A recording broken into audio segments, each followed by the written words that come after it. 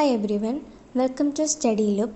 ഈ വീഡിയോയിൽ ഡിസ്കസ് ചെയ്യാൻ പോകുന്നത് ചെറുശ്ശേരി എഴുതിയിട്ടുള്ള പീലിക്കണ്ണുകൾ എന്ന കവിതയാണ്.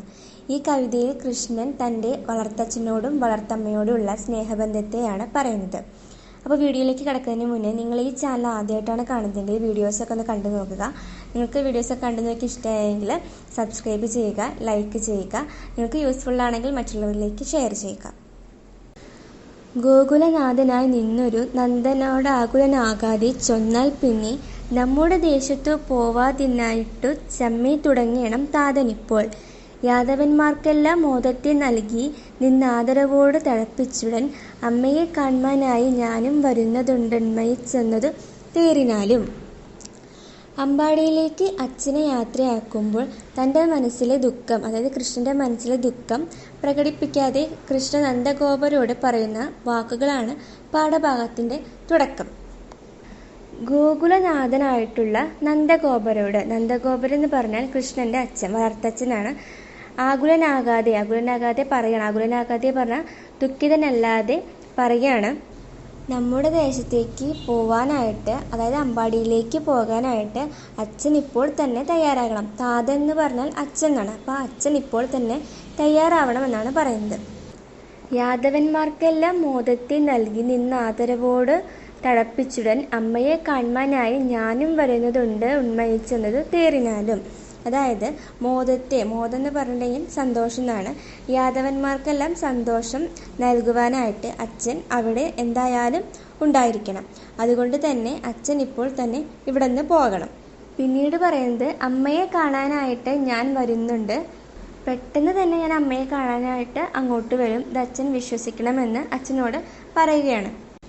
അച്ഛനും അമ്മയും മറ്റുവനുണ്ടല്ലോ ഇച്ഛയിൽ നൽകുവാനെന്നു നന്ദി ദീർഘമായുള്ളൊരു കാലമിന്നിങ്ങനെ പാർക്കുമെന്നുള്ളതാർവും ഓർക്ക വേണ്ട. അച്ഛനുമായുള്ളതോ നീ ഒഴിച്ചില്ലെങ്കിൽ അച്യുതൻ തന്നെ പാദത്താണ്. അതായത് ഇവിടെ പറയുന്നത് മധുരയിൽ എൻ്റെ സ്വന്തം അച്ഛനും അമ്മയുമായിട്ടുള്ള വസുദേവരും ദേവകിയും ഇവിടെ ഉണ്ട് എന്ന് കരുതി ദീർഘമായുള്ളൊരു കാലം, അതായത് ഒരുപാട് കാലം ഞാൻ ഇവിടെ തന്നെ താമസിക്കുമെന്ന് ആരും വിചാരിക്കേണ്ട. വസുദേവനാണ് എൻ്റെ സ്വന്തം അച്ഛനെങ്കിലും എൻ്റെ വളർത്തച്ഛൻ കഴിഞ്ഞിട്ട് എനിക്ക് വേറെ ആരുമുള്ളൂ എന്ന് കൃഷ്ണൻ നന്ദഗോപരോട് പറയുകയാണ്. അച്യുതനായുള്ളത് നീ ഒഴിച്ചില്ലെങ്കിൽ അച്യുതൻ തന്നെ പാദത്താണ്.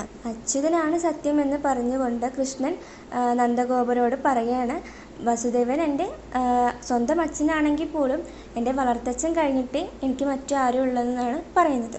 പെറ്റു വളർത്തൊരു തായായി നിന്നത് മുറ്റുമെനിക്ക് മറ്റാരുമല്ലേ, ആറ്റിലും തീയിലും വീഴാതെ കണ്ടെന്നെ പോറ്റി വളർത്തുന്നത് നിങ്ങളല്ലോ.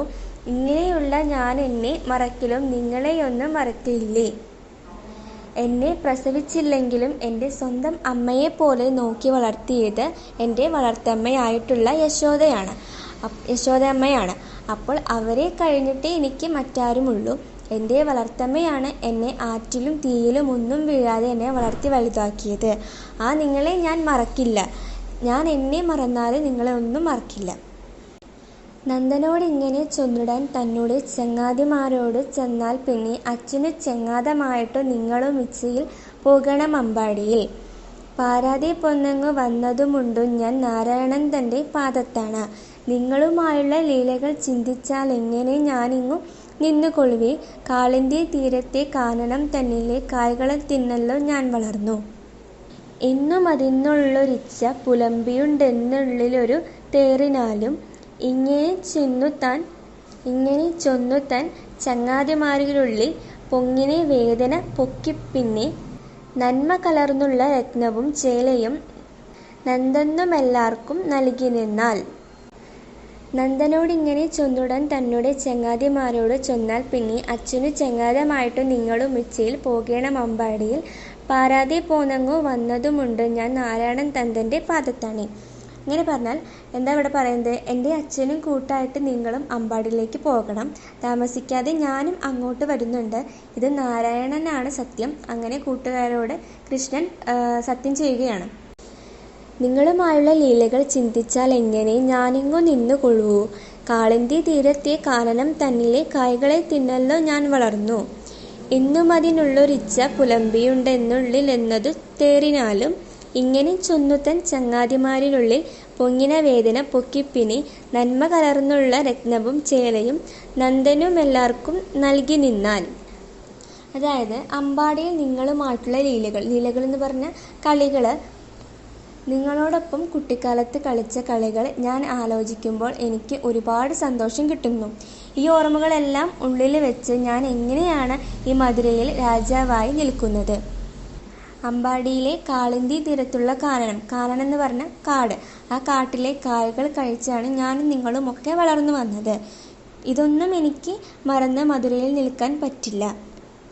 ഇതൊക്കെ പറഞ്ഞ് ചങ്ങാതിമാരുടെ മനസ്സിലെ വേദന ഇല്ലാതാക്കാൻ കൃഷ്ണൻ ഇവിടെ നോക്കുന്നുണ്ട്.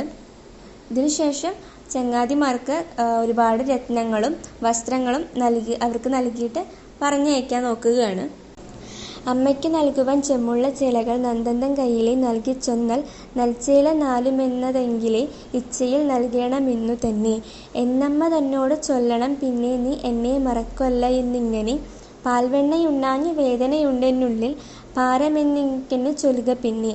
വെണ്ണയും പാലിങ്ങുമാരാനും പോരുന്നുണ്ടോരുണ്ടെങ്കിൽ മെല്ലെ വരുത്ത വേണം വാഴപ്പഴങ്ങളും വണ്ണം തിരണ്ടവ കേഴുവനല്ലായികയിലെന്നും ചൊൽപ്പൂ. എൻ്റെ അമ്മയ്ക്ക് നൽകുവാനായി ഞാൻ 4 ചേലകൾ എന്ന് പറഞ്ഞാൽ വസ്ത്രങ്ങൾ അങ്ങയുടെ കയ്യിൽ നൽകുന്നുണ്ട്. അത് ഇന്ന് തന്നെ അമ്മയുടെ കയ്യിൽ കൊടുക്കണം. എന്നിട്ട് അമ്മയോട് പറയണം എന്നെ ഒരിക്കലും മറക്കരുതെന്ന്. അമ്മയുടെ കൈകൊണ്ട് തരുന്ന പാൽ വെണ്ണ ഉണ്ണാഞ്ഞിട്ട് എൻ്റെ മനസ്സിൽ ഒരുപാട് വേദന ഉണ്ടാകുന്നുണ്ട് എന്ന് അമ്മയോട് പറയണം. അമ്പാടിയിൽ നിന്ന് മധുരയിലേക്ക് ആരെങ്കിലും വരുന്നുണ്ടെങ്കിൽ അവരുടെ കയ്യിൽ വെണ്ണയും പാലും വാഴപ്പഴങ്ങളും എനിക്ക് കൊടുത്തയക്കണമെന്ന് അമ്മയോട് പറയണം. അതായത് ഇവിടെ ശ്രീകൃഷ്ണന് അമ്മയോടുള്ള സ്നേഹമാണ് പറയുന്നത്. അമ്മയെ ഒരുപാട് കാണാൻ ആഗ്രഹിക്കുന്നു, അതൊക്കെയാണ് ഈ ഒരു വരികളിലൂടെ പറയുന്നത്. ചിറ്റാടയുണ്ടു ഞാൻ പെട്ടകം തന്നുള്ളിൽ മറ്റാരും കാണാതെ വെച്ചു പോന്നു. ഊനപ്പെട്ടിയിലല്ല എന്നതേ ചിന്തിച്ചു ദീനമാകുന്നതിൻ മാനസത്തിൽ മഞ്ഞൾ പിഴിഞ്ഞുള്ള കൂറകളൊന്നുമേ മങ്ങാതെ മാനിച്ചു കൊള്ളണം നീ. വെറ്റില തിന്നു ചൊരിക്കുന്ന നേരത്ത് തേറ്റൊന്നു പൂട്ടുവാൻ ചൊന്നതല്ലോ കൂലിയായെന്നതിൻ അമ്മതൻ നൽകിയ ചേലയും മാലിറ്റു പോകല്ലാതെ. ഇനി പറയാൻ പോകുന്നത് ശ്രീകൃഷ്ണൻ അമ്മയ്ക്ക് നൽകിയിട്ടുള്ള 4 വസ്ത്രങ്ങളെ പറ്റിയിട്ടാണ്. അമ്മ കൊടുത്ത ഒരു ചിറ്റാട എന്ന് പറഞ്ഞാൽ ചുറ്റുന്ന വസ്ത്രം. ആ ചിറ്റാട കൃഷ്ണൻ ആരും കാണാതെ ഒരു പെട്ടിയിൽ പൂട്ടി വെച്ചിട്ടാണ് ഇങ്ങോട്ട് പോന്നിട്ടുള്ളത്. അത് നാശമായിട്ടുണ്ടാവുമോ എന്ന് ഓർത്ത് എൻ്റെ മനസ്സ് വളരെയധികം വേദനിക്കുന്നു. ഇനി അടുത്ത വസ്ത്രത്തെ പറ്റിയാണ് പറയുന്നത്. മഞ്ഞ നിറത്തിലുള്ള കൂറ എന്ന് പറഞ്ഞാൽ വസ്ത്രം എന്നാണ് അർത്ഥം. അമ്മ തന്ന മഞ്ഞ വസ്ത്രവും അതിൻ്റെ നിറം മങ്ങാതെ അതിനെ നശിപ്പിക്കാതെ നോക്കണം. ഇനി അടുത്ത വസ്ത്രത്താണ് പറ്റി പറയുന്നത്. തൻ്റെ അമ്മ വെറ്റില കഴിച്ച് തല കറങ്ങിയ നേരത്ത് കൃഷ്ണൻ അമ്മയെ ഓടിച്ചെന്ന് ചേർത്ത് പിടിക്കാൻ ശ്രമിച്ചു.